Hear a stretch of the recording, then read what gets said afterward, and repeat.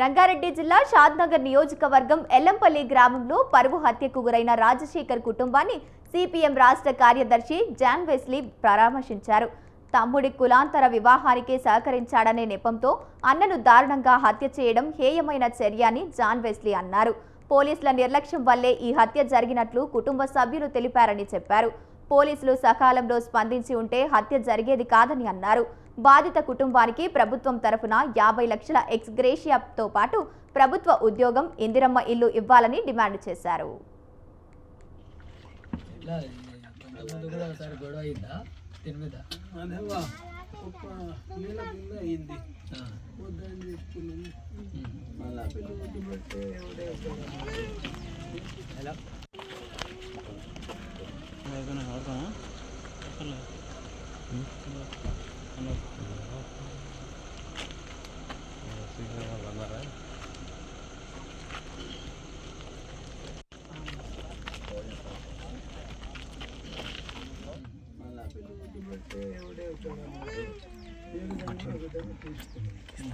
రంగారెడ్డి జిల్లా ఎల్లంపల్లి గ్రామానికి సంబంధించినటువంటి రాజశేఖర్ ను వాళ్ళ తమ్ముడు కులాంతర వివాహం చేసుకున్నాడు అనేటటువంటి పేరుతో ఆ అమ్మాయి తండ్రి వెంకటేషు తదితరులంతా కలిసి రాజశేఖర్ ను అర్ధరాత్రి కిడ్నాప్ చేసి దారుణంగా హత్య చేసి తగలబెట్టడం అనేటటువంటి ఘటన జరిగింది. వాళ్ళిద్దరికి సంబంధించినటువంటి వాళ్ళు మేజర్స్. చట్ట ప్రకారం వాళ్ళు పెళ్లి చేసుకునేటటువంటి హక్కు వాళ్ళకు ఉంది.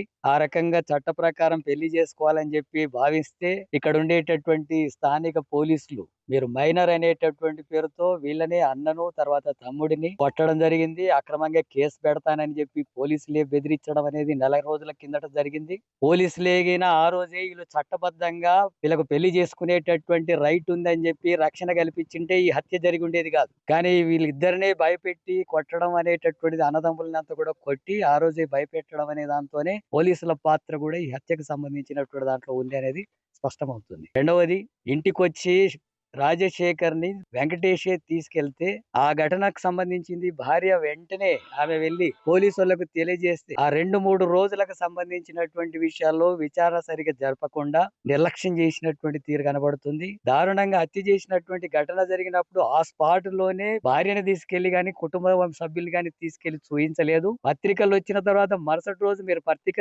పత్రికలో చూడలేదా అని చెప్పి అంటున్నారు పోలీసులు. అంటేనే పోలీసులు ఎంత నిర్లక్ష్యంగా ఉన్నారు ఈ హత్య పట్ల అనేది స్పష్టమవుతుంది. అందుకనే ఈ ఇద్దరు కులాంతర వివాహం చేసుకున్న తర్వాత వాళ్ళకి రక్షణ కల్పించకపోవడమే కాకుండా వాళ్ళనే చిత్రహింసలు పెట్టి దారుణంగా కేసులు పెట్టి భయపెట్టేటటువంటి చర్యలకు పాల్పడ్డారు. అందుకనే వాళ్ళ మీద కూడా SC ST అట్రాసిటీ కేసు నమోదు చేయాలని చెప్పి సిపిఎం పార్టీగా డిమాండ్ చేస్తున్నాం. రంగారెడ్డి జిల్లా ఎల్లంపల్లి గ్రామానికి సంబంధించినటువంటి రాజశేఖర్ ను వాళ్ళ తమ్ముడు కులాంతర వివాహం చేసుకున్నాడు అనేటటువంటి పేరుతో ఆ అమ్మాయి తండ్రి వెంకటేషు తదితరులంతా